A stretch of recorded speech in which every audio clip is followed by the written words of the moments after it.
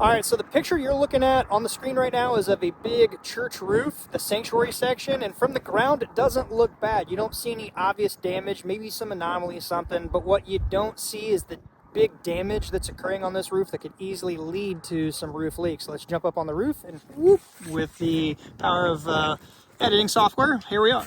This is what I'm talking about. These cracks here, these are things that you don't see from the ground. And actually, if you jump over here, like that section there, you really don't see anything. That section over there, don't see anything obvious. Even this, as you get a little bit closer, you may or may not start seeing them pop up, but they're actually all over the place. You can see right down here, you get cracks, you get cracks, you get crack, crack, crack, crack, crack.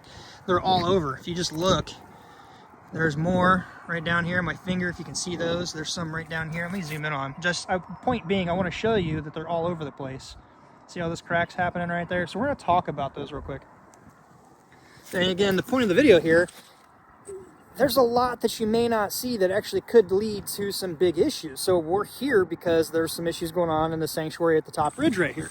There's no obvious missing shingles or damage, but as you get up here, actually do an inspection, you can see I'm up here a little ways. It's a big roof, a steep roof. Once you get up here, you see this. What this looks to be is like a thermal crack. Basically, the shingles heat and expand and contract at different rates. The shingle above it stuck down to it, and you'll notice the common theme where these cracks originate from, right where two shingles come together. Where two shingles come together, the one below it needs to be offset for any water getting in here to not leak. It runs out. And I can show you on this tab, I think right here's loose yet.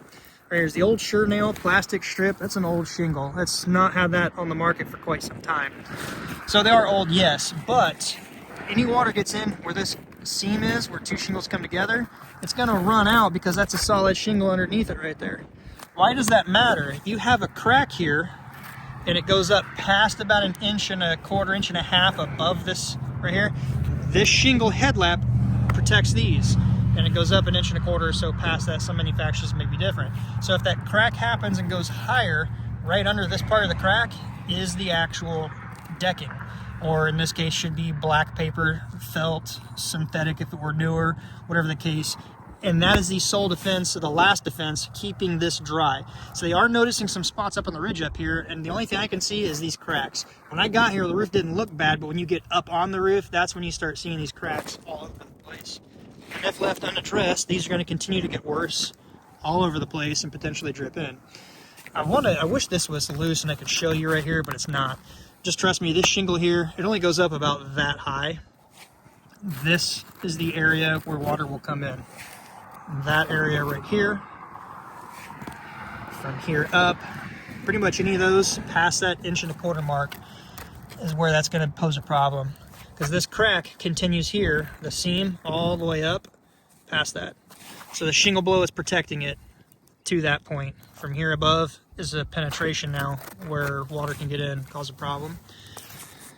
So it's not always just as simple as looking at your roof and be like, oh wow, it doesn't look bad, I'm golden, you know? You can actually have a brand new roof, and I've seen this quite often. People get a brand new roof and the next rain, they're calling because they have a roof leak. Like, I don't get it. I got a good deal. I got a brand new roof. I got this guy that knocked on my door, said it had hail damage, but it's installed bad. It's not always what you can see. It can be what you can't see. So again, the whole point of this video, the picture you saw in the very beginning, from the ground, it looked okay, you know? When I pulled up, I was like, oh, this doesn't really need a lot, until I got up here and I saw how bad it actually was. So if you got cracks like that, get on it before it causes way more damage inside your property. Do some DIY research, maybe if it's not this steep, because I'm actually just hanging out on a 12-12 here. I got my Cougar Paw roofing boots on, so there's little sponge pieces that can actually Velcro out, replace, and the cushion, couch cushion, grips are pretty good, not too scared. It's a pretty big run. I think from here down to this edge right here where the transition is 30 feet, so that's a good size building and roof here. I got to get ready to I got to finish some more measurements up here and hit the road, wrap up my day. So if you got any benefit out of it, you know what to do. If you like this kind of content, maybe consider subscribing. If you got anything valuable out of it, I do post here, try to post regularly. So there's a lot of good valuable info if you're in the market for getting a roof or a roof repair. Until next time, be safe, and we'll see you then.